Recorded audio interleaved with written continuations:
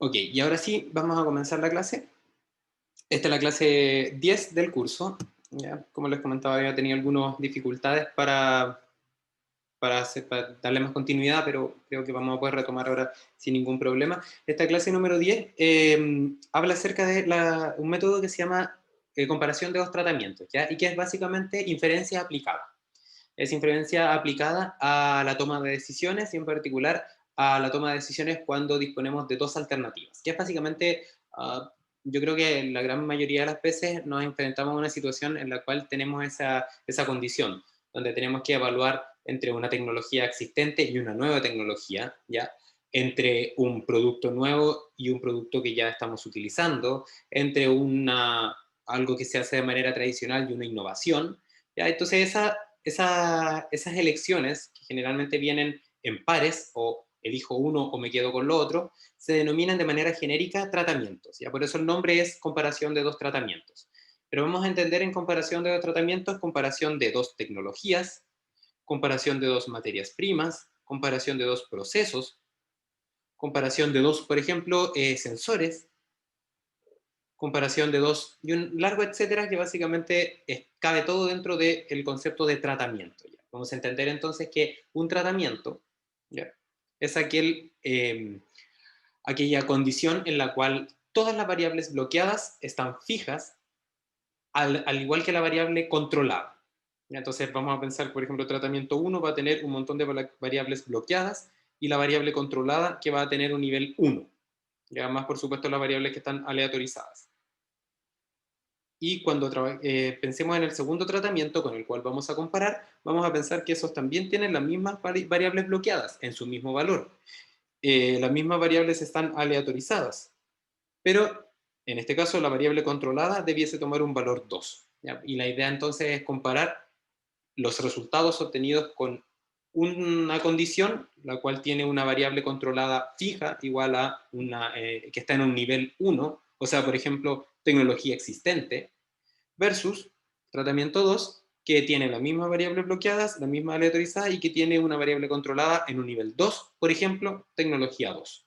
Entonces, en ese caso, la diferencia que existirían entre los experimentos que yo pudiese realizar con el tratamiento 1, las salidas, por ejemplo, los resultados de la primera corrida experimental con el tratamiento 1 hasta la enésima con el tratamiento 1, ¿ya? Van a ser también, van a ser el resultado de la experimentación y a partir de esto voy a generar un proceso de inferencia. Y por el caso del tratamiento 2, también tendría un conjunto de salidas experimentales ahora del tratamiento 2, que tiene un conjunto de datos experimentales, los cuales también voy a aplicar procesos de inferencia, y a partir de la aplicación de los procesos de inferencia de ambos conjuntos de datos, los cuales difieren entre ellos por el valor de la variable controlada, pero entre ellos, o sea, dentro de este conjunto de datos, se supone que todas las variables se mantuvieron constantes. Entonces, la comparación luego de la inferencia realizada con el primer conjunto de datos y con el segundo es aquello que me va a permitir tomar una decisión. Y esa decisión puede ser cambiar una tecnología, mantenerla, cambiar un proveedor, mantenerlo, dependiendo, por supuesto, del criterio que usemos. ¿Ya? Pero vamos a aplicar los mismos conceptos que ya aprendimos. ¿Ya? Eso quiere decir que vamos a usar intervalos de confianza, test de hipótesis. O sea, no hay, básicamente es una aplicación a esta idea de la inferencia. Entonces, el objetivo de la clase es aplicar el procedimiento de inferencia estadística para permitir concluir sobre, como dice ahí, dos alternativas de proceso, entendiendo esa alternativa como un sinónimo de, para el caso de este curso, de tratamiento. Entre dos alternativas de proceso será equivalente a decir entre dos tratamientos. Y para eso la idea es primero hablar un poco acerca de la problemática. Cómo nos debemos enfrentar a un proceso de experimentación y luego análisis que nos llevará a inferir a partir de comparar un tratamiento versus otro. También vamos a volver a revisar algunos conceptos de experimento aleatorio que son necesarios para comprender cómo tenemos que plantear la experimentación para que luego los análisis que hagamos sean válidos, y luego aplicar las herramientas de inferencia estadística, ya sea test de hipótesis e intervalo de confianza, para inferir y luego concluir entre una o el otro tratamiento. Entonces ese básicamente es el panorama general. ¿Ya? Y lo que ustedes ven acá en la pantalla es básicamente de alguna manera ¿cómo podemos ejemplificar el proceso de toma de decisiones? Ya, por ejemplo, como dice acá, en la industria trabajamos con la innovación. La idea es explorar nuevas alternativas, ya, que nos permitan mejorar, por ejemplo, un determinado proceso, y de esta forma proponer que estas nuevas alternativas que se proponen, comparadas frente a las tradicionales, nos permitan identificar para decidir cuál es la más conveniente. ¿Ya? Imagínense ustedes, por ejemplo, que en esta gráfica que ven abajo, se grafica en función del tiempo el beneficio de un determinado proceso, el cual fue obtenido, en este caso, con una tecnología que tiene, llamémoslo así, una alternativa A o tratamiento A. La tratamiento A.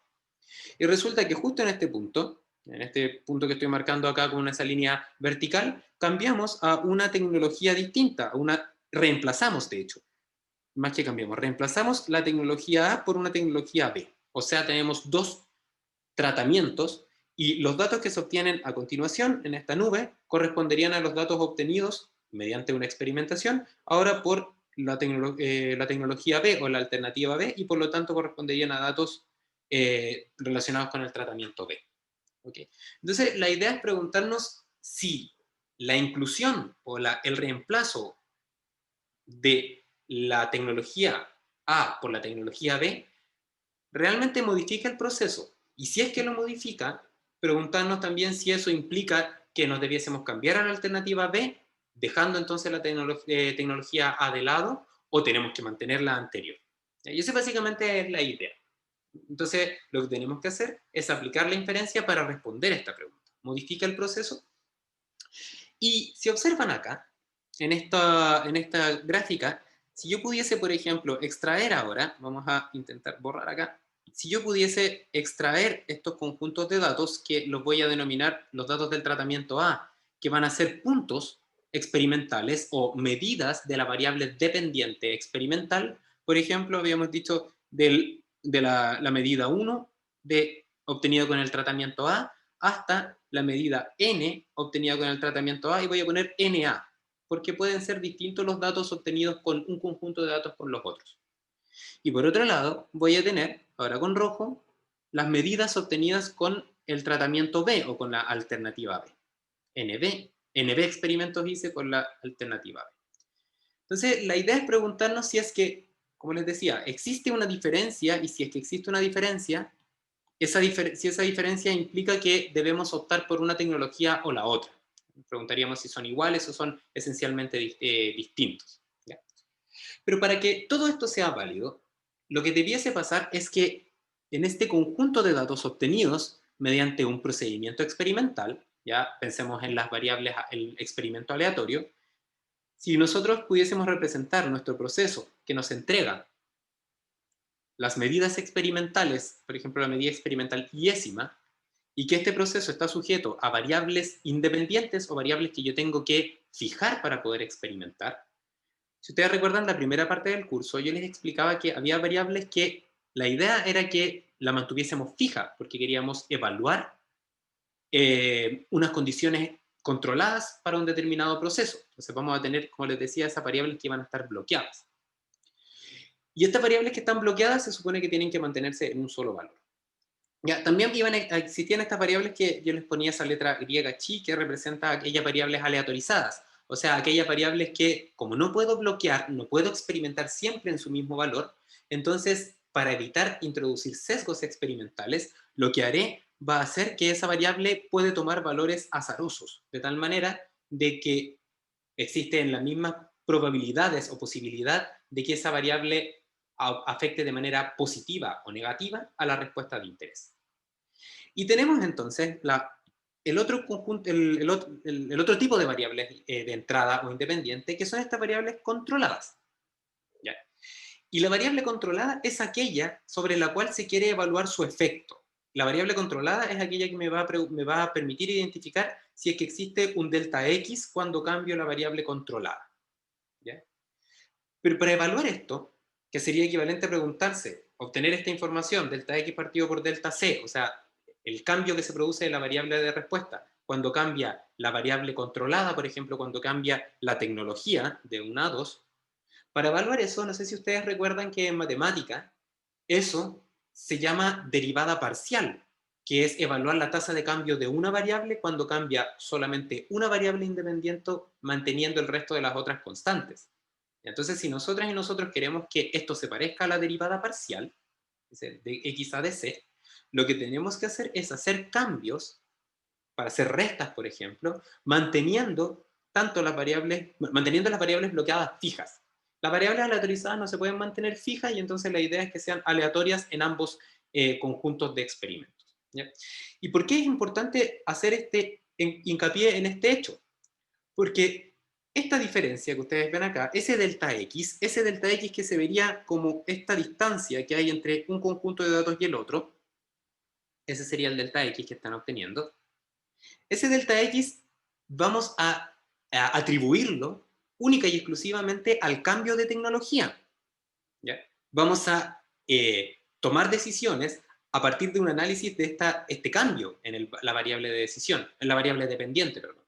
Y para que podamos asumir como correcto o verdadero el hecho de que este delta X es solo producto del cambio de tecnología, entonces lo que tiene que pasar es que el resto de las variables que pueden influir en la variable dependiente del proceso se tienen que mantener iguales, ¿ya? Ya sea iguales porque están bloqueadas en el mismo valor o iguales porque están igualmente aleatorizadas. Porque de otra forma, si es que por ejemplo cambiáramos al mismo tiempo la variable tecnología, la variable controlada, junto con la variable materia prima, entonces no sabríamos si ese delta X es producto del cambio de tecnología o el cambio de materia prima. O quizás podrían tener efectos antagónicos y entonces no veríamos algo que sí lo podríamos observar si es que mantenemos la materia prima fija. Entonces, como es la idea de por qué es importante considerar el análisis de las variables al momento de hacer la experimentación.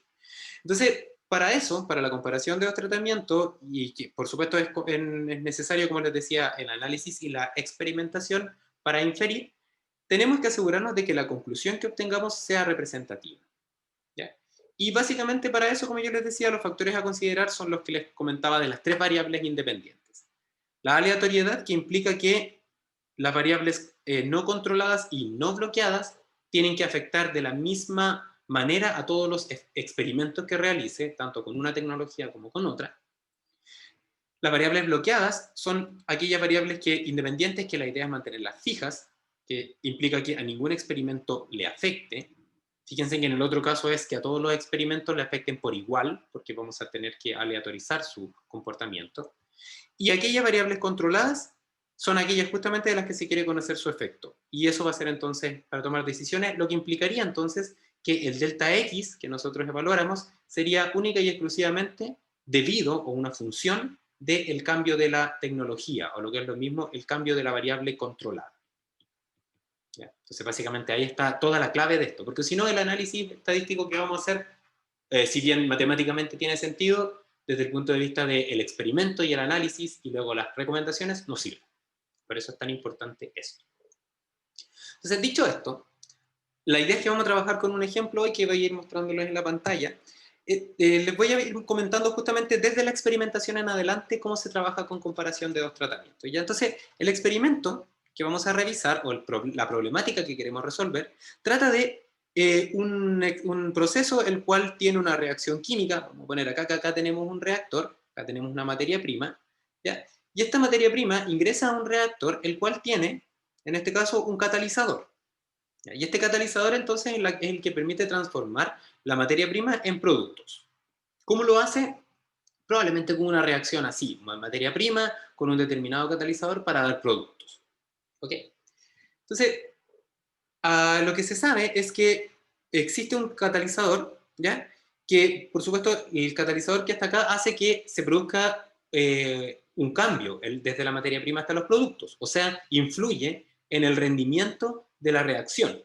Entendido, por ejemplo, como el porcentaje de materia prima que se transformó en producto. Entonces, si es que no tenemos catalizador, por ejemplo, el rendimiento sería cero, porque no se produce la reacción. O sea, desde ese punto de vista podemos decir que el rendimiento es de esperar que sea una variable que depende, es una función del tipo de catalizador. ¿Ok? Entonces, lo que hay actualmente es un catalizador que se ha comprado de manera temporal, hace mucho tiempo, de manera tradicional, si quieren, a un proveedor que tiene una marca de catalizador A. Por ejemplo, un proveedor de una marca, por ejemplo, alemana, A de alemán.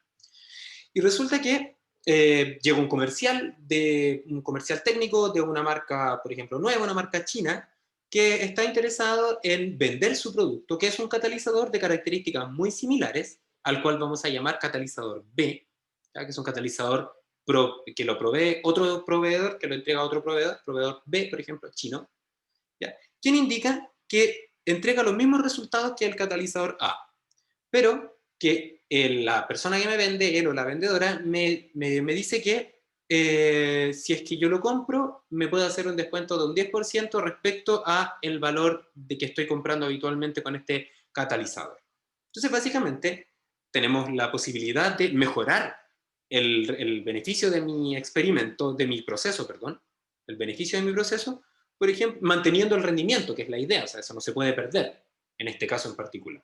¿Y cómo lo vamos a hacer? Se supone que cambiando el catalizador. ¿Ok? Entonces, vamos a hacer un experimento y tenemos hay que tener en consideración que, un antecedente, perdón, que el catalizador es fotosensible, ¿ya? Por ejemplo.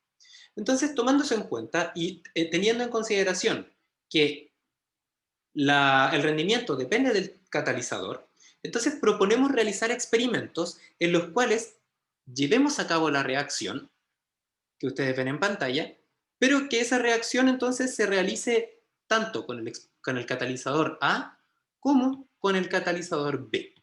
Catalizador B. Y de esa forma entonces, luego comparar cómo son los rendimientos en ambas condiciones de trabajo. Pero si queremos comparar los rendimientos en ambas condiciones de trabajo, en la misma reacción química, podemos identificar que no podemos cambiar la materia prima, porque si cambiamos la materia prima, no sabríamos si es que el cambio en el rendimiento es producto del catalizador o del cambio en la materia prima. Entonces la materia prima pasa a ser una variable bloqueada. ¿Ya? Imagínense ustedes que esta experimentación que se va a realizar luego tiene que ser analizada. Y ese análisis es el que nos va a permitir identificar el rendimiento de la reacción. ¿No es cierto? Porque el rendimiento no es algo como que podamos medir directamente, no existe un sensor de rendimiento.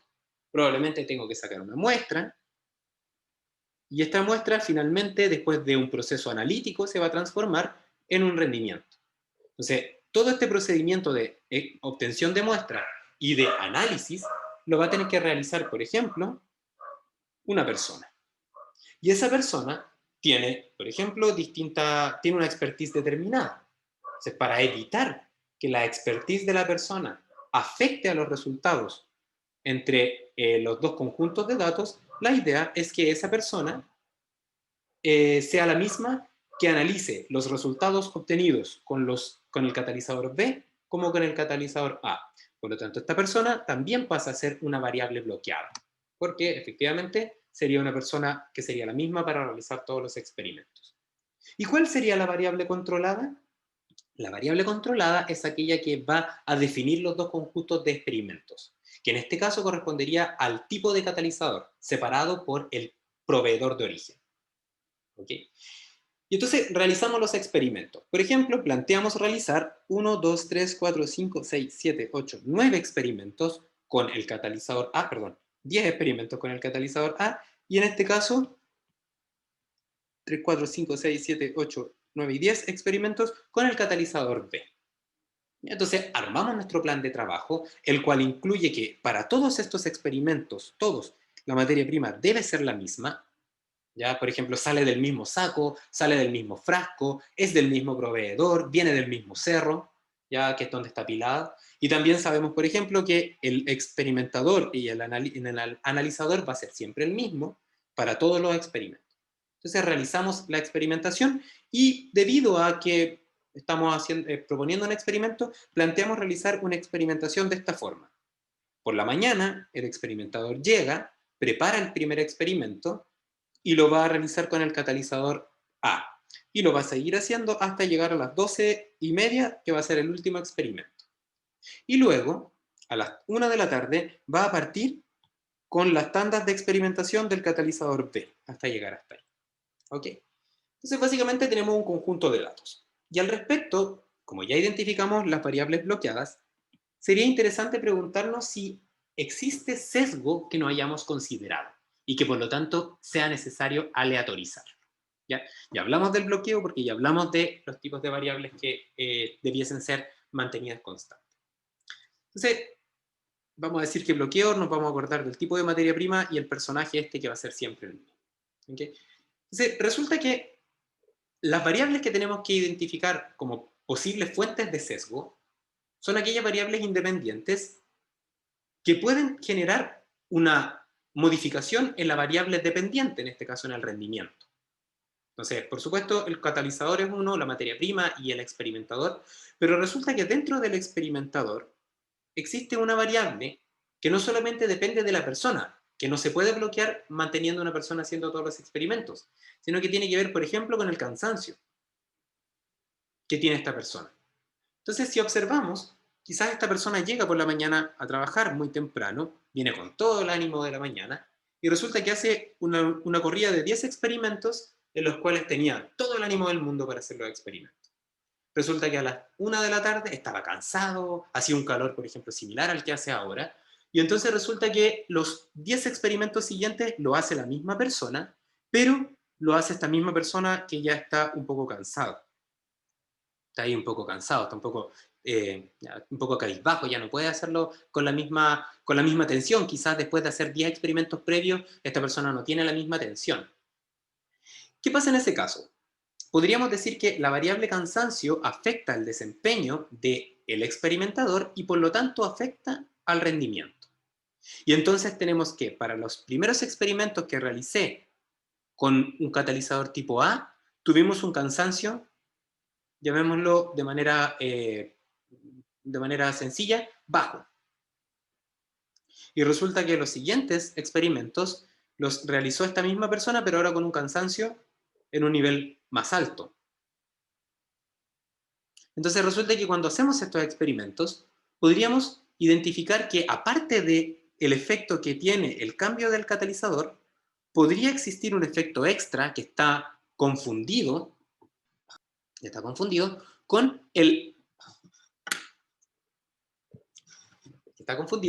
con el efecto que tú tendría el cansancio de este personaje. Y entonces no podríamos saber si es que existe una diferencia o no existe, es producto de que no hay diferencia entre los catalizadores o es, por ejemplo, que la persona estaba tan cansada que los resultados que tiene son poco representativos. ¿Okay? Entonces, ¿qué tendríamos que hacer en ese caso? Como no podemos bloquear el cansancio de la persona, porque esa persona naturalmente se va a cansar a lo largo del día, y queremos que esta persona sea la misma que hace todos los experimentos, lo que tenemos que hacer es aleatorizar. ¿Y qué implica aleatorizar? Implica aleatorizar el efecto que puede tener un cansancio bajo o un cansancio alto en los experimentos que voy a realizar con las dos variables controladas. ¿Y cómo podemos hacer eso? Básicamente definiendo de manera aleatoria cuál es el catalizador que utilizará en cada uno de los experimentos que va a realizar. Por ejemplo, con una moneda, con un dado. De tal manera de que en el primer turno, cuando la persona viene lo más despierta posible, le pueda tocar de manera insesgada, porque es algo que hacemos que dependa del azar, tanto el catalizador B como el catalizador A. Y de esa forma, entonces, decimos que esa variable independiente, cansancio, que afecta a el rendimiento de la reacción, que afecta al rendimiento de la reacción, va a afectarlo de manera equitativa, igual, tanto a los resultados obtenidos con un tipo de catalizador como por otro tipo de catalizador. Entonces, esa es la idea de la aleatorización. ¿Ya? Y existen otros elementos que también uno podría evaluar, por ejemplo, este que se llama acá, que se llama efecto Hawthorne, que básicamente es algo que se estudia en psicología, como de industrial o algo así se llama, que consiste en el efecto que pueden tener las personas cuando saben que están sometidas a un experimento, a un proceso de experimentación. Generalmente cuando pasa eso, las personas generan unos resultados que son que pueden ser distintos, perdón, a los resultados habituales, en el sentido de que son más prolijas, que por ejemplo no realizan el trabajo como habitualmente lo harían. ¿Ya? Y si bien eso es bueno porque la persona de alguna manera toma muy en serio su trabajo, Luego, cuando lo implementamos los resultados en la experimentación real, o sea, en el día a día, cuando ya tomamos la decisión, podría pasar de que lo que observamos es distinto a lo que esperábamos observar porque ya la persona ya no es tan prolija como cuando realizó los experimentos. Entonces, para evitar eso, para bloquear este efecto, lo que se hace es generar estudios en los cuales la persona que está realizando la experimentación no sabe que está realizando una experimentación y por lo tanto, un estudio, perdón, y que por lo tanto corresponde simplemente a la operación diaria de la del proceso. Entonces, de esa forma, nos aseguramos que los resultados que obtengamos y las conclusiones que queremos tener sean válidas en adelante, no que sean válidas solamente para este experimento. ¿Ya? Profe, Entonces, todo esto, Pía, cuéntame. que me surgió una duda con la aleatorización. Ujú. Em, por ejemplo, si es que se refiere a que va a ser aleatorio saber con cuál empezar o que va a ser aleatorio como A, B, B, B, A, cosas así. La segunda, la segunda, va a ser aleatorio A, B, A, B, B, B, B, A. Básicamente, la idea, Mm, Pía, es vale. que, como sabemos que en esa dirección el cansancio va aumentando, y cada casilla representa como un nivel de cansancio que va generando, que va en aumento, por ejemplo, va desde 0 a 100, por poner un número. ¿Ya? Entonces la idea es que aleatoriamente le asignemos la posibilidad al catalizador A o al catalizador B de ser el experimento que se va a realizar con el menor cansancio. ¿Cachai? Y lo mismo hasta el final, que en la última experimentación nuevamente le asignemos de manera aleatoria, ya sea al catalizador B o al catalizador A, que se va a realizar ese experimento con el mayor índice de cansancio. ¿Por qué hacemos eso? Porque de esa forma le damos la misma chance a los dos catalizadores de estar en condiciones similares, ya sea con el menor nivel de cansancio o con el mayor nivel de cansancio. ¿Ok? Una opción también podría ser aleatoriamente definir cuál es el primer catalizador que se va a utilizar y a continuación intercalar. Catalizador A, B, A, B. Y de esa forma, entonces, asegurarse de que una vez que se decide el primer catalizador, el resto de los elementos corresponde a una forma de asegurarnos de que la variable cansancio afecte de la misma forma al catalizador B con el catalizador A. Pero desde el punto de vista de la experimentación, se sugiere que sea completamente aleatorio, o sea, que tampoco esté esta idea de intercalado, sino que sea completamente aleatorio el tipo de catalizador que corresponde a cada uno de los experimentos que se va a realizar. ¿Ya? Porque de esa forma mantenemos el concepto de experimento aleatorio, que no sé si te acuerdas que decía que aquellas variables que son aleatorias, la suma de ellas genera una distribución normal. Entonces, la idea es mantener ese comportamiento aleatorio. ¿Ya? ¿Se Gracias, entiende profe. la idea? Sí. Súper. Vale, perfecto. Ok, entonces vamos a asumir que ahora el experimento fue realizado, bien realizado, porque este es un experimento mal realizado, ¿ya? Si tenemos esto, podríamos decir, no, la verdad es que existe una alerta al menos que podría influir en los resultados. Entonces vamos a asumir que ahora están bien y fíjate, por ejemplo, que en este caso lo que hicimos fue, por ejemplo, con una moneda, es decir, cara catalizador B, sello catalizador A, y así fuimos rellenando. O lo que se puede hacer también es asignar a el conjunto de los 10 pruebas experimentales que vamos a realizar, por ejemplo, B1 hasta B10 y A1 hasta A10, o sea, las 10 corridas experimentales con B y las 10 corridas experimentales con A, un número aleatorio. Eso se puede hacer en Excel. Asignar un número aleatorio. Aleatorio, puro número aleatorio. Y finalmente luego ordenarlos de menor a mayor o de mayor a menor. Y en ese caso lo que hacemos, al ordenarlos de menor a mayor, este orden se va a desordenar aleatoriamente y ese es el orden que podemos introducir ahí, que fue lo que hice yo para este ejemplo. ¿Ya? Y está, por ejemplo, el número aleatorio y fíjense que está de menor a mayor. ¿Ya? Pero ese número ya introdujimos la aleatoriedad, por lo tanto, si todo el resto se mantuvo bloqueado y aleatorizado, entonces los resultados que vamos a obtener pueden ser analizados con los supuestos del experimento aleatorio. ¿Ya? Pero si no hacemos eso, de aquí en adelante, si bien matemáticamente tiene sentido, desde el punto de vista estadístico y los resultados que vamos a obtener no nos van a servir. Y entonces va a aparecer eso de que la estadística sirve para probar cualquier cosa, lo cual no es así. ¿Ya? Y uno se tiene que tomar el tiempo para esto, ¿ya? Si les toca trabajar experimentalmente sus memorias, por ejemplo, que es el primer approach que tienen con esto, consideren esta idea, ¿ya? Porque dedicarle una semana, 3 semanas a planificar la experimentación les ahorra muchísimo tiempo después. Entonces es muy relevante. Entonces imaginémonos que hicimos todo este procedimiento y entonces tenemos el rendimiento de la reacción en función de cada uno de los 10 experimentos con A y 10 experimentos con B, que recuerden, corresponde al proveedor del catalizador que representa la variable controlada. Sería la variable controlada. Entonces, tomando eso en consideración, la idea ahora con estos datos es volver a preguntarnos si nos quedamos con el catalizador B y por lo tanto ahorramos ese 10% o no. ¿Ya? Entonces, si ustedes volvemos a revisar el contexto, nos vamos a quedar con el catalizador B siempre y cuando entregue los mismos resultados del proceso que teníamos antes. ¿Ya? Porque si, por ejemplo, entrega un rendimiento menor, no tiene sentido porque nosotros tenemos un rendimiento del sistema. Podría ser también un rendimiento mayor, sí, pero igual depende de la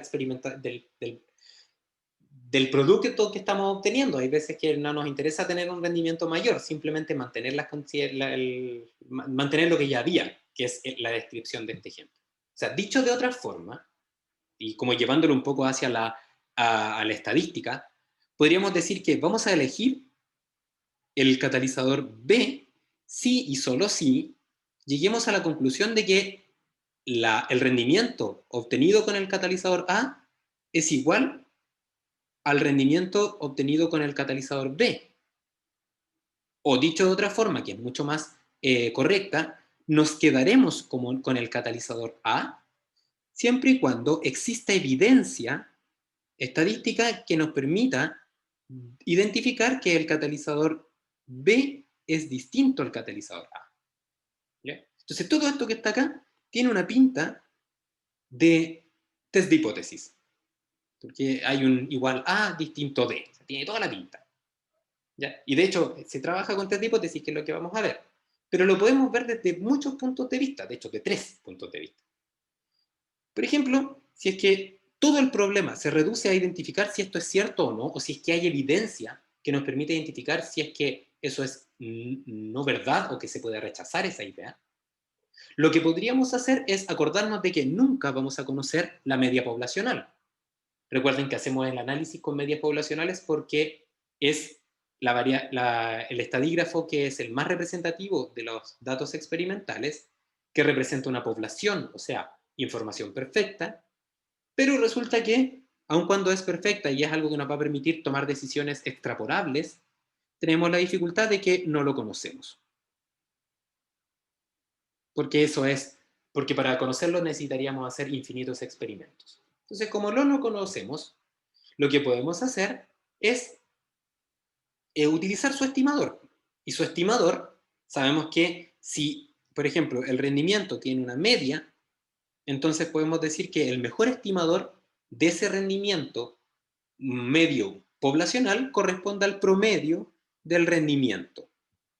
¿Ya? Y ese promedio del rendimiento para el tipo de catalizador A o para el tipo de catalizador B está representado en esta ecuación con la letra X barra, que representa promedio, con el 10 que está abajo, que representa el número de datos con los cuales se obtuvo ese promedio, y con la letra A, que sería el superíndice, que representa que ese promedio se obtuvo con los datos obtenidos con la variable controlada en su nivel A. ¿Ya? O sea, como de manera como más genérica, podríamos decir que el promedio obtenido con un tratamiento T sería escrito de esta forma: X barra obtenido con N, y por ejemplo para el tratamiento I obtenido con el tratamiento I. ¿Ya? Entonces, esa forma de representar los datos es lo que aparece en esta ecuación, y básicamente tenemos que el mejor estimador de la media, el promedio entonces, dice que con el catalizador A tendríamos un 84.2% de rendimiento y con el catalizador B un 85.5% de rendimiento. ¿Será bueno o no ese número? ¿Será ese número lo suficientemente distinto, porque claramente son distintos, será lo suficientemente distinto para quedarnos con el catalizador A o cambiar al catalizador B? Como no podemos hacer ese análisis solamente con esa información, porque esto es una información muestral, lo que tenemos que hacer es preguntarnos, ¿cómo este conjunto de datos promedio se relaciona con la varianza o la dispersión de los datos? ¿Ya? Y esa varianza o dispersión de los datos es aquella que nos va a permitir identificar el intervalo de confianza, que es básicamente esa resolución que nos permite, la resolución que tenemos para identificar más o menos dónde está el valor de la media poblacional. Ya les voy a, por un momento voy a dejar de compartir la pantalla para poder, porque se quedó pegado la taza, se quedó pegada la taza de refresco de del... Ahí sí, ahí sí, ahí estamos nuevamente, al aire. Ok, entonces, eso es lo que tenemos. ¿Y qué propone hacer usted? Básicamente es no quedarnos solamente con la media, sino que utilizar el ruido de la medición, el ruido experimental, para determinar el rango donde se debiese encontrar la media poblacional. O sea, intervalo de confianza. ¿Ok? Y básicamente este intervalo de confianza y por supuesto el test de hipótesis, ¿ya? Nos van a permitir hacer lo mismo, ¿ya? En el sentido de identificar el lugar donde se encuentra la media poblacional a partir de los datos muestrales, o sea, inferencia. Entonces, lo primero que podemos hacer es identificar cuál es el valor más representativo, o sea, dónde está la media de A y dónde está la media de B. ¿Ya? Y entonces, para eso, para hacer ese primer análisis, yo les voy a mostrar ahora el Excel que les comentaba que tenía preparado, ¿ya? Que ustedes lo tienen en su poder, perdón. Ya, y básicamente les voy a compartir ahora sí el Excel. Entonces, aquí está el Excel. Excel. Ok, entonces acá están viendo ustedes el Excel que yo tengo preparado y dice en clases porque ya está resuelto acá, ¿ya? Pero la idea es que podamos ir viéndolo acá. Entonces, lo primero que podemos hacer es identificar el valor del intervalo de confianza de ambos conjuntos de datos, el conjunto de datos de A y el conjunto de datos de B, el cual, por supuesto, recuerden, fue obtenido de manera aleatoria. Aquí están simplemente ordenados por proveedor. Ya va a ser el análisis. Entonces, para sacar un intervalo de confianza, tenemos que obtener el promedio, tenemos que obtener la desviación estándar, que aquí está el promedio de los datos de A, el promedio de los datos de B, las desviaciones estándar y el número de datos. Entonces, con esa info, tendríamos que armar nuestro intervalo de confianza. Para armar nuestro intervalo de confianza, necesitamos darnos un índice de certeza. Entonces, nos damos, por ejemplo, un índice de certeza del 95%, y a partir de eso, y bajo el supuesto de que los datos son normales, podemos utilizar entonces la distribución T. La distribución T la podemos utilizar para inferir, o sea, para identificar el ancho del intervalo de confianza, y el ancho del intervalo de confianza que era determinado, ¿no es cierto?, por la distribución T y por la varianza, perdón, por la desviación estándar, muestral. Pero es la desviación estándar no de X, o sea, no del rendimiento, sino que del promedio del rendimiento, el cual sería la desviación estándar partido por raíz de N, que es ese término que ustedes están viendo acá, que sería la desviación estándar dividido por raíz de 10.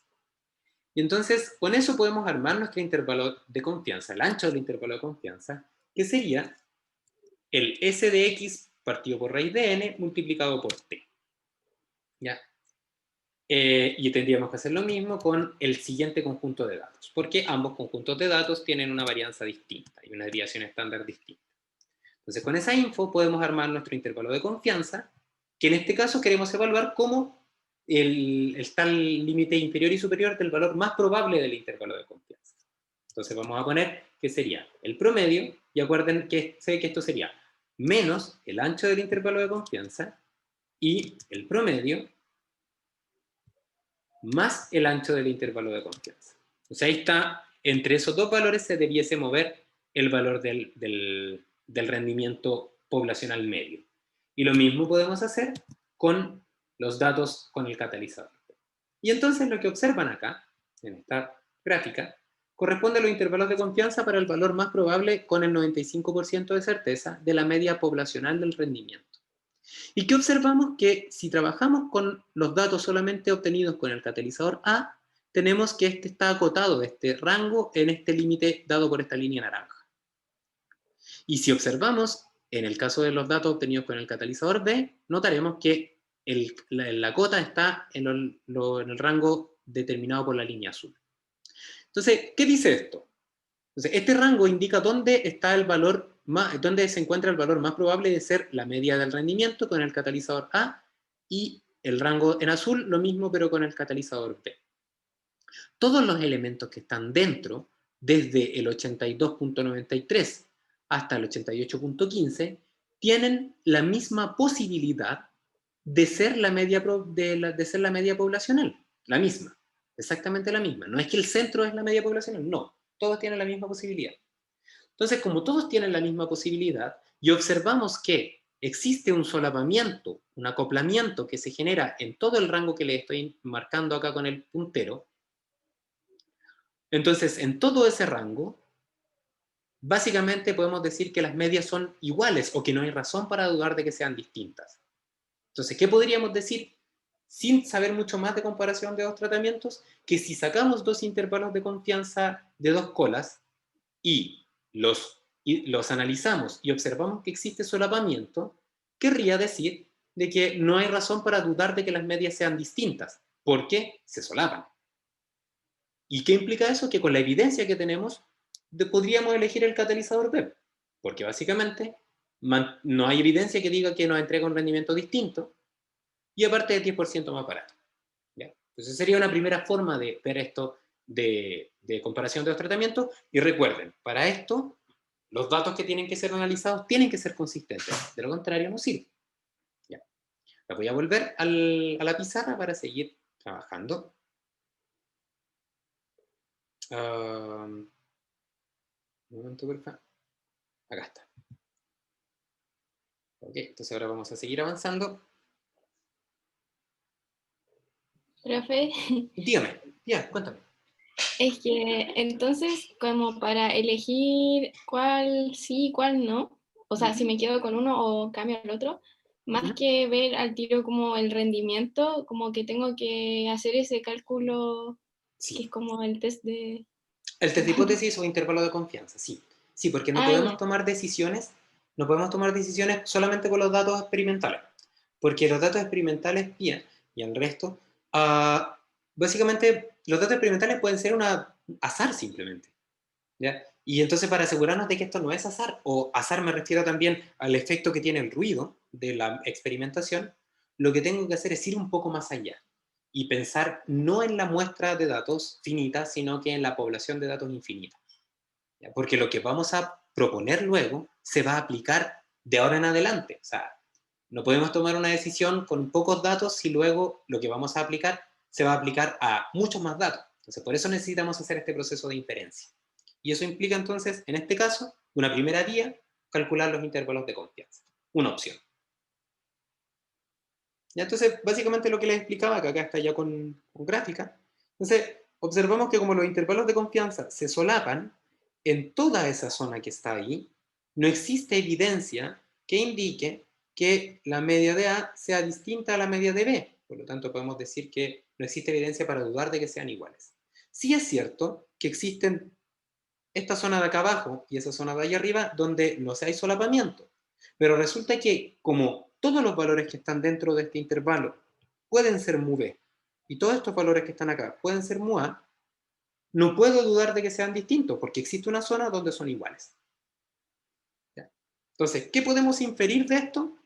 Que no hay razón para dudar de que sean distintos, ya que no hay razón para pensar de que son distintos, o no hay razón para dudar de que son iguales, y por lo tanto podríamos inferir eso con un 95% de certeza, porque ocupamos acá un 95% de certeza, lo que implicaría entonces quédate con el catalizador P, que es más barato, o sea, si es lo único que influye, porque básicamente vaya a tener el mismo rendimiento, pero de una forma más barata. O sea, el señor vendedor o la señora vendedora tenía razón, se le compramos el catalizador. ¿Ya? Entonces así sería fundamentalmente como lo podríamos hacer en una primera opción. Pero la idea es hacer que esto no sea solamente cuando queremos evaluar si es que son iguales o distintos, sino que también quiere que seamos capaces de evaluar si es que, en vez de preguntarnos si es que son iguales, o por ejemplo, voy a poner acá, distintos, también nos permita una metodología identificar si es que son mayores o si es que son menores, porque también podríamos tomar decisiones a partir de eso.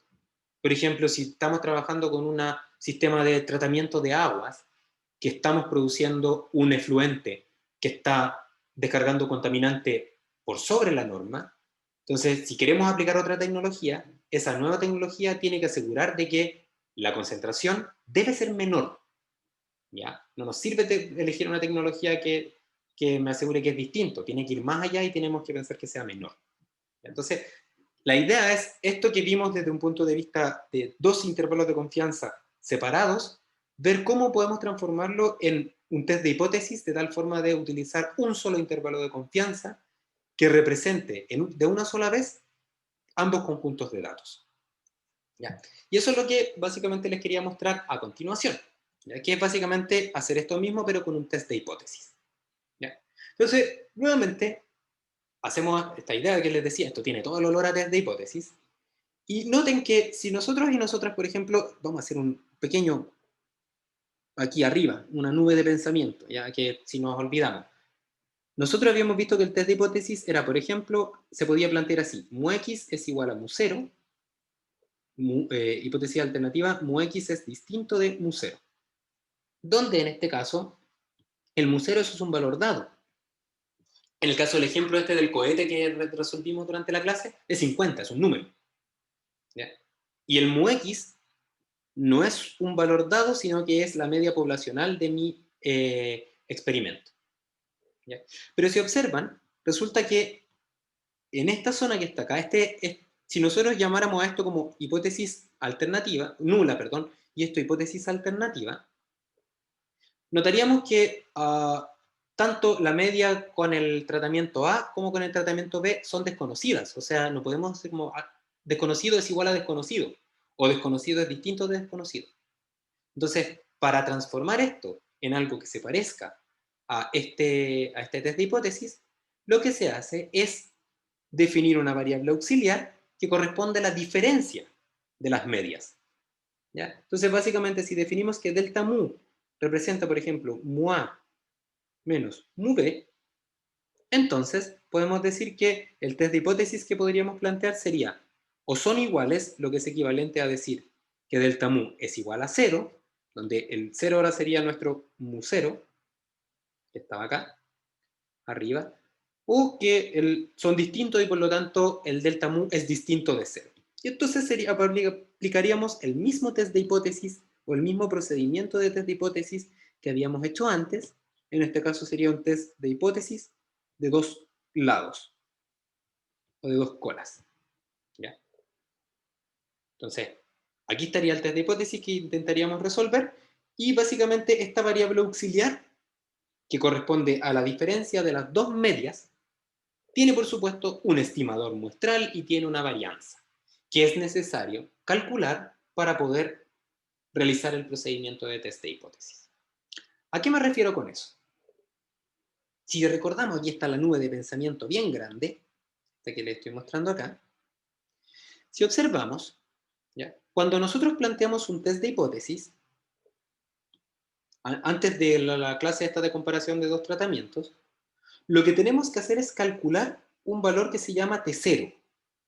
Y ese valor T0 es básicamente el valor de la distribución T usando el estimador muestral de mu x, o sea, el promedio, usando el valor contra el cual me quiero comparar, o sea, el mu 0, y dividiendo todo esto por el estimador muestral de la desviación estándar del promedio. Recuerden que eso también se puede escribir, para que no se les olvide, como s de x partido por raíz de n, es lo mismo, por el teorema del límite central. Entonces, si nosotras y nosotros quisiéramos hacer lo mismo con ahora este delta mu, tendríamos que hacer algo similar. Volver a obtener un T0, de alguna forma similar a esto que les estoy mostrando, y luego con este T0, recuerden que lo que hacíamos era comparar si es que este T0 pertenecía o no a un más menos T crítico en este caso. ¿Por qué con un más menos T crítico? Porque en este caso es un test de dos lados, porque estamos con un distinto D. ¿Ya? Entonces, básicamente, lo que tenemos que hacer para que esto mismo se pueda usar como el test de hipótesis que ya vimos en las clases anteriores, es que tenemos que definir un T0. ¿Ya? Y ese T0 tiene que básicamente ser muy similar al otro T0, pues si la única diferencia es que ahora en vez de tener una variable X promedio que me entrega un mu, ahora lo que tengo es una variable que me entrega un delta mu, que está acá a la izquierda. Entonces, ¿qué observamos de la descripción del T0? El T0 lo podríamos como definir de una manera muy genérica como el estimador de el mu x menos el valor del mu 0 partido por la desviación estándar del estimador de mu x. Así es. Si por ejemplo mu x representa la media de x, entonces su estimador es el promedio. Entonces ahí tendríamos el promedio. Y abajo estaría la desviación estándar del promedio. Entonces básicamente lo que tenemos que hacer es preguntarnos, ¿cuál será el estimador del delta mu? Entendiendo lo que el delta mu es mu a menos mu b. ¿Cuál será el mu 0? En este caso el mu 0 es 0, porque es lo que está al lado derecho de la igualdad. ¿Y cuál será la desviación estándar de este estimador? Dicho de otra forma, tendríamos que, y resolviendo esas inquietudes, sabemos que como delta mu se escribe como mu a menos mu b, entonces un estimador de mu a corresponde al promedio obtenido con NA datos con el tratamiento A, y el estimador de la media de B sería lo mismo, pero ahora con tratamiento B. Entonces, básicamente, podemos decir que el estimador de la diferencia de las medias sería la diferencia de los promedios. Y entonces reemplazamos por la diferencia de los promedios. El valor de mu 0 o delta mu 0 para este caso lo estamos comparando con 0, por lo tanto ya aparece ese valor 0. Y abajo lo que tendría que ir sería, como les decía acá, la desviación estándar del estimador del mu x. O sea, en este caso, la desviación estándar de el delta x promedio. ¿Ya? Entonces, lo único que nos queda para poder implementar un test de hipótesis con estas diferencias de medias, que es una variable aleatoria también, es preguntarnos cómo se calcula esa desviación estándar. Porque una vez que obtenemos este valor de T0, entonces luego lo compararíamos con el más menos T crítico. ¿Ya? Y básicamente, para eso, ¿ya? Para hacer ese análisis, lo que tenemos que preguntarnos, como les decía, es si tenemos todos los antecedentes para obtener este valor de T0. Entonces, lo primero es el delta X promedio, que sí lo conocemos porque sí podemos calcular promedios con un conjunto de datos A y con un conjunto de datos B. O sea, esto está listo. ¿Ya? Luego el delta mu 0, que sabemos que es 0 porque es lo que está al lado derecho de la igualdad, es aquello contra lo cual nos queremos comparar, y entonces nos queda como incógnita el S del delta X promedio. ¿Y cómo se calcula el S del delta X promedio? Entonces, nuevamente podemos hacer eh, una nube del pensamiento acá. Y entonces, ¿qué sabíamos nosotras y nosotros? Que si estábamos trabajando no con un delta, sino que así, con el mu solamente, entonces el S de X promedio, primero lo podemos definir como la raíz del S cuadrado de X promedio.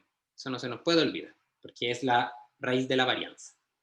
Y luego podemos acordarnos de que, de acuerdo al teorema del límite central, ese que decía que cuando yo promedio datos, la varianza de los promedios se hace cada vez más angosta, más chiquitita, el histograma es más esbelto, sabemos que la varianza de los promedios se puede expresar como la varianza de x, s cuadrado de x, partido por n. ¿Ok? Entonces, si queremos ahora poner un delta, entonces lo que tendríamos que hacer sería poner acá el c delta, o sea, la desviación estándar del delta x promedio sería igual a la raíz de la varianza de ese delta x promedio. Y básicamente, lo que tendríamos acá sería entonces que tendríamos que aplicar el teorema del límite central, el cual implicaría que tendríamos que conocer la varianza del delta X, para luego dividirlo por n, que en este caso es un n que corresponde a NA y NB, porque tenemos dos conjuntos de datos, y entonces de esa forma obtendríamos esta desviación estándar de la diferencia de los promedios. ¿Qué es lo que aparece justamente acá?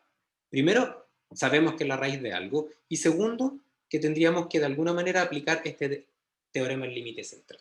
¿A qué cosa? A la varianza del delta X. Entonces, si partimos de atrás para adelante, ¿ya? Lo primero que tendríamos que hacer sería preguntarnos cómo será la varianza del delta X, ¿ya?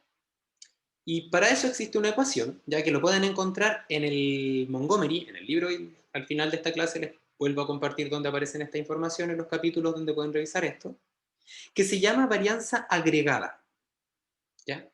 Y esta varianza agregada, que es equivalente a la varianza del delta X, se define como la ponderación de la varianza obtenida con los datos A y la ponderación más la ponderación de los datos obtenidos con la varianza de los datos B.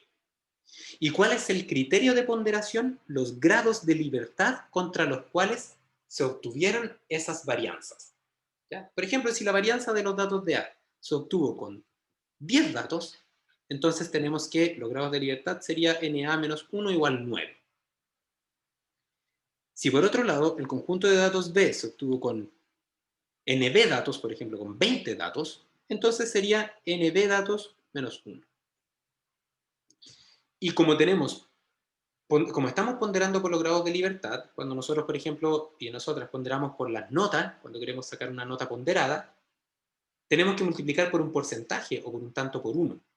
Entonces, para que esto quede en función de tantos por unos, lo que tenemos que hacer es dividir por el total de grados de libertad, que sería NA menos 1 más NB menos 1, los grados de libertad de un conjunto de datos más los grados de libertad de otro conjunto de datos.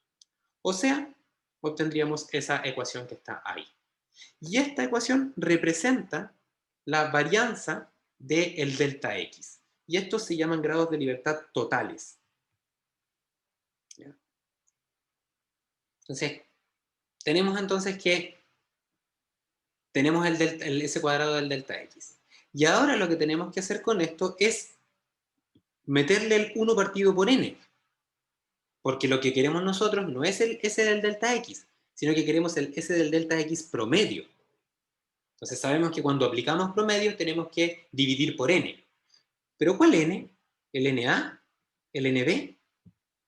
Entonces, nuevamente, existe la ecuación que representa la varianza de ahora de la diferencia promedio, la cual nos permite obtener este valor al multiplicar el S cuadrado agregado, o sea, la varianza ponderada, por 1 partido por NA más 1 partido por NB. Entonces, de esa forma, y aplicando luego la raíz, tenemos este que está acá, el S del delta X promedio. Entonces, si se fijan, en esta ecuación, ¿es conocido la varianza agregada? Sí, porque se puede obtener a partir de solo datos experimentales. ¿Es conocido el NA? Sí. ¿Es conocido el NB? Sí. Número de datos de los experimentos con A y con B.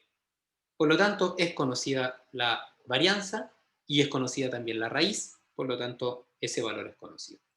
Puesto que el delta X también es conocido, entonces el T0 se puede calcular. Y una vez que se puede calcular el T0, punto suspensivo. Test de hipótesis convencional, como lo habíamos hecho antes. O intervalo de confianza, porque al final es lo mismo.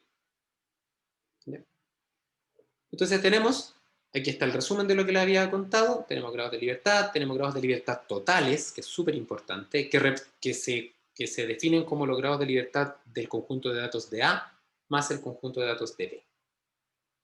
¿Sí? Y entonces de esta forma calculamos el T0 y nos preguntamos si pertenece o no al más menos T crítico. Ok, entonces, con esta tabla que está acá, este conjunto de ecuaciones es el que me permite ahora calcular el valor del T0. ¿Ya? Y nuevamente nos vamos a ir al a la otra, al Excel, ¿ya? Y en el Excel lo que vamos a hacer es que vamos a volver a revisar ahora cómo podemos hacer esto, pero ahora de una perspectiva de cálculo, en este caso del intervalo, del test de hipótesis. ¿Okay? Entonces, para ver el test de hipótesis, ahora estamos acá, sabemos que tenemos un delta mu, vamos a poner acá, delta mu, 0 que va a ser 0, porque no vamos a comparar la diferencia con 0. Entonces, para resolver el test de hipótesis, ya tenemos que calcular un T0. Como les había explicado, el T0 requiere conocer primero el estimador del delta mu x, que sería la diferencia de los promedios. Si definimos que delta mu es A menos B, entonces los promedios debiesen ser promedio de A menos promedio de B. Esa es la diferencia de los promedios. Para calcular el T0 también tenemos que calcular el número que va abajo, la desviación estándar de el de delta x promedio, que a ese tenemos que llegar. Y para eso tenemos que generar dos pasos. El primero es ponderar las varianzas de cada conjunto de datos de manera independiente. ¿Cómo se ponderan? Por sus respectivos grados de libertad. Entonces tendríamos que acá poner igual, entonces tendríamos los grados de libertad de A, que serían 10 menos 1, multiplicado por la varianza de A, o sea, por la desviación estándar al cuadrado, más, en este caso tendríamos también la ponderación por, en este caso, la varianza de B, que sería grados de libertad de B, multiplicado por la desviación estándar elevada al cuadrado de B. Y esto, como lo vamos a ponderar por algo que no está en tanto por 1, lo dejamos en tanto por 1, dividiendo por los grados de libertad totales, que serían los de A más los de B. Y entonces esta sería nuestra varianza agrupada. ¿Ya? Podemos sacar ahora la desviación estándar agrupada, que sería la raíz de la varianza. ¿Ok? Y luego podemos calcular la desviación estándar del delta x promedio, que sería la desviación estándar multiplicado por la raíz de 1 dividido el número de datos de A más 1 dividido el número de datos de B. Y este valor que está acá, el 1.47, sería equivalente a estos dos que están acá, al 0.92 y al 1.15, que serían el SDX promedio. Pero ahora es el SDX de la diferencia de los promedios. Entonces, con esa info calculamos el T0, fíjense que sería promedio de la diferencia menos el delta mu 0 partido por el S del promedio, del delta promedio. Sería ese valor que está ahí. Y eso lo vamos a comparar con un T crítico. ¿Ya? Y el T crítico, si ustedes no se acuerdan, ¿ya? El T crítico requiere índice de certeza, en este caso un 95%. Ya, voy a compartirles un momento eso que está aquí para que nos acordemos de eso. Entonces, para definir el T crítico, el valor del T crítico, que aquí están todos los cálculos que lo podemos saltar un momento, el valor del T crítico es igual a el T de 1 menos alfa medios, porque estamos trabajando con un test de dos lados, coma grados de libertad. Y se supone que acá los grados de libertad debiesen ser los grados de libertad que representan todo el sistema, pero yo tengo grados de libertad de A y tengo grados de libertad de B. ¿Cuál uso? Los dos. ¿Cómo? Usando los grados de libertad total. ¿Ya? Entonces, básicamente, el T crítico para una comparación de dos tratamientos sería T de 1 menos alfa medio, de 1 menos alfa medio, grados de libertad totales, que para este ejemplo sería NA más NB menos 2, que sería 18. Tengo 18 grados de libertad. ¿Okay? Entonces, dicho eso, si nos vamos ahora al Excel nuevamente, entonces el T crítico, como ven acá, estaría compuesto por el inverso de la distribución T de 1 menos alfa medios, y los grados de libertad, que serían grados de libertad de A más grados de libertad de B. ¿Okay? Y entonces tenemos la comparación con el T crítico.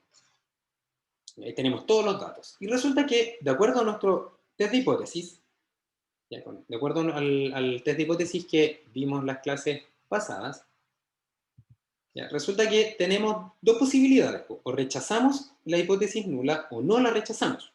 Y por lo tanto, no hay razones para dudar.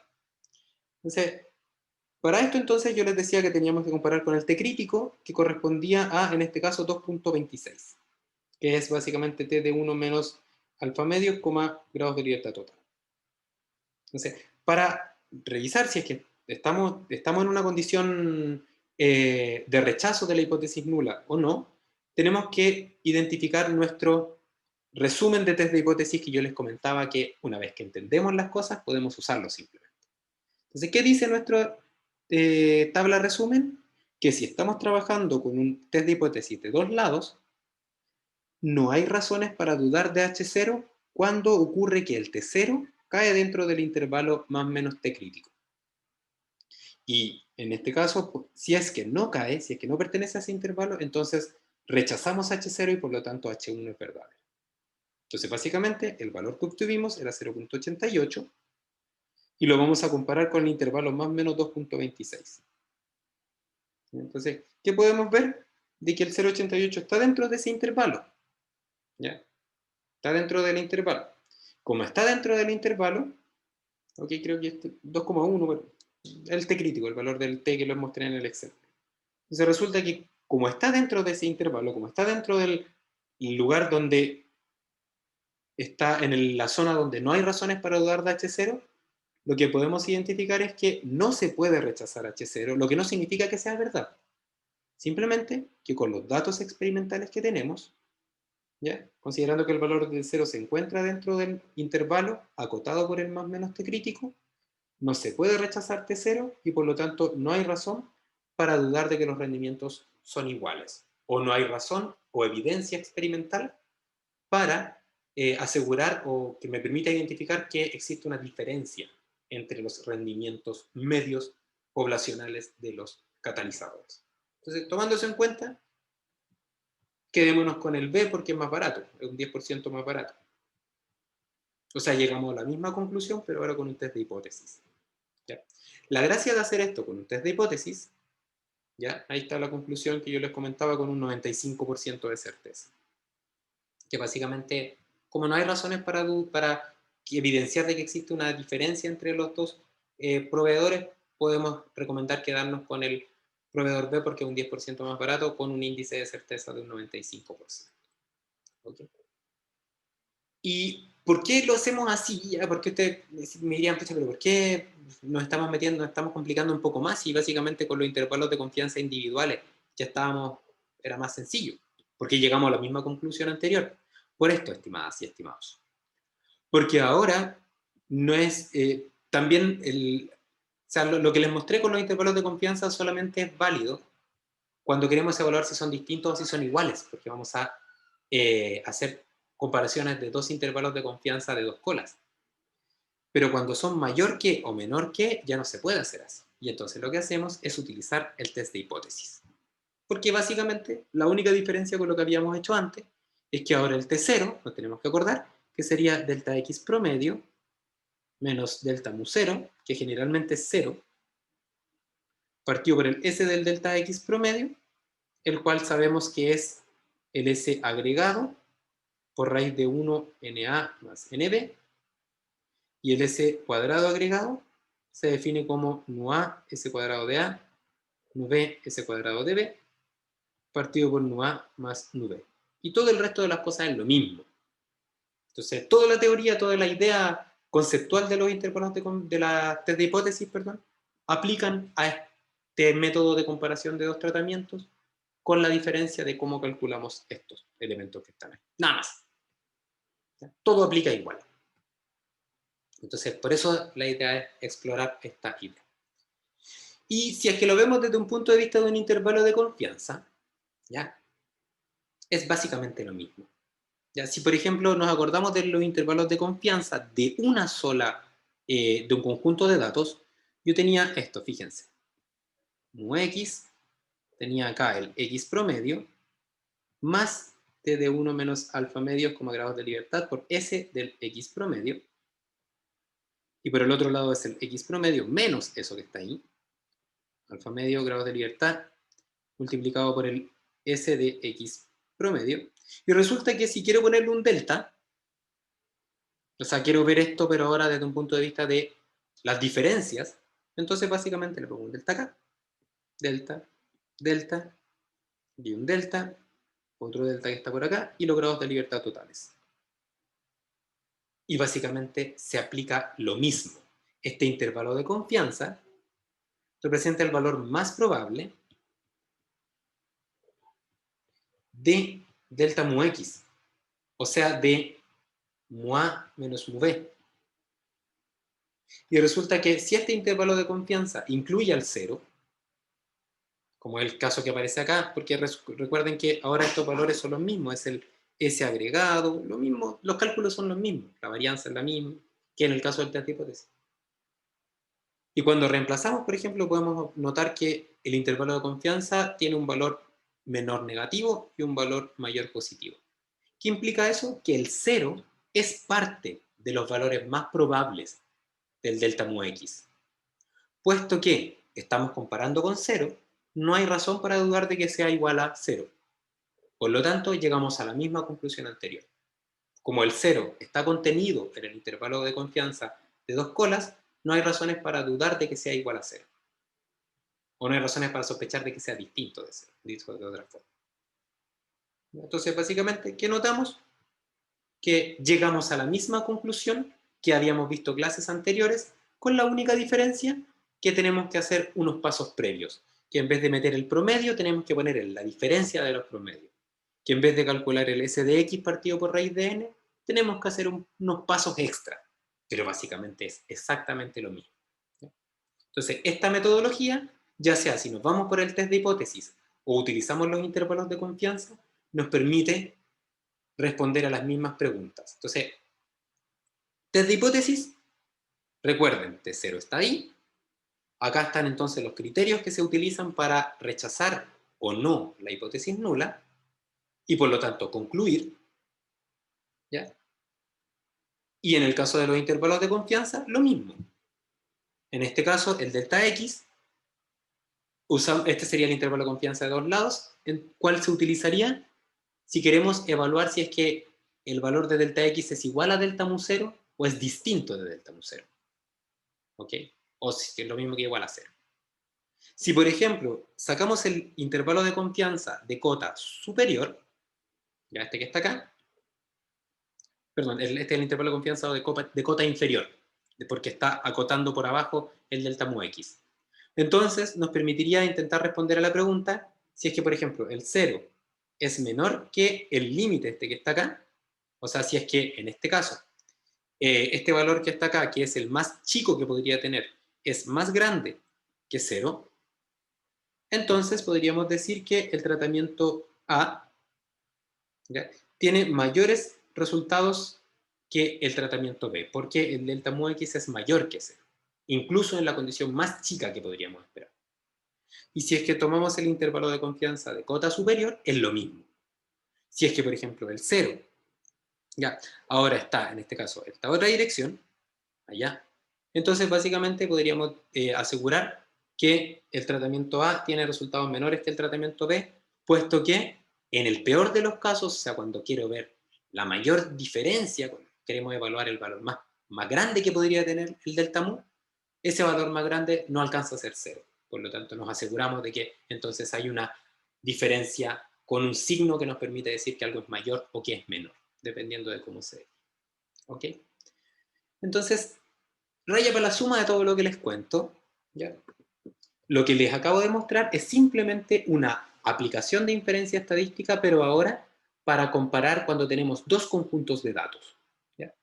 Y la única diferencia, como les explicaba, es que tenemos que calcular unos valores extra, porque corresponden a estas diferencias de promedio y varianzas de las diferencias de los promedios, que quizás puede ser algo un poco como medio trabalengua, pero bueno, así es. Entonces, básicamente, haciéndose una tabla y siendo bien ordenadas y ordenados, y entendiendo, simplemente es utilizar los conceptos de inferencia.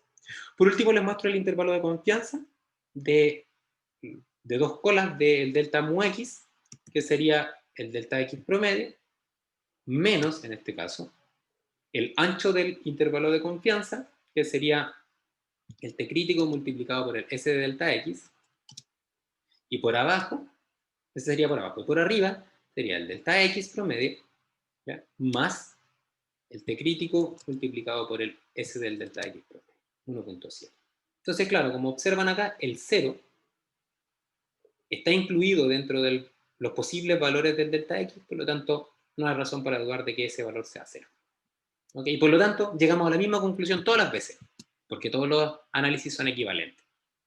Que dice que si tenemos que elegir uno, y el criterio de elección es que no existe evidencia de que genera una diferencia en el proceso, entonces podemos elegirlo, porque no hay diferencia en el resultado del proceso, entonces nos quedamos con el más barato.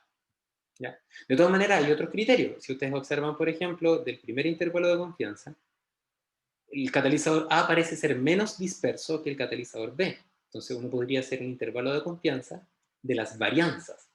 Pero eso es algo que vamos a ver al final del curso, porque se utiliza otra distribución de probabilidad, no la distribución T. ¿Ok? Entonces con esto terminamos la clase de hoy. Quisiera saber si tienen preguntas al respecto. Aparte, por supuesto, de todas las interesantes preguntas que me ha hecho Pía, que le agradezco. ¿Tienen más dudas? Yo no, profe, todo bien. Ya, gracias.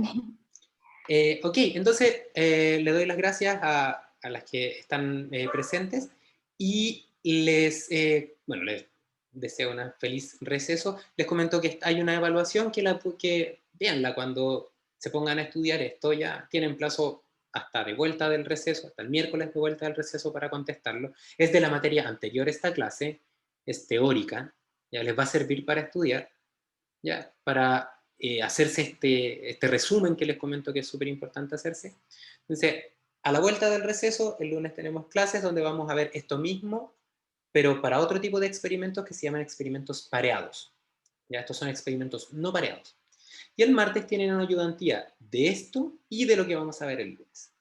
¿Ya? Entonces, con eso terminaríamos la materia para el certamen y luego haríamos ejemplos. ¿Ya? Ok, bueno, entonces, dicho eso, nuevamente les doy las gracias por su atención y sus preguntas y les deseo una muy buena próxima semana. Que esté muy bien. Chao, profe, Chao, que esté bien. profe. Chao, chao. Que esté bien. Adiós.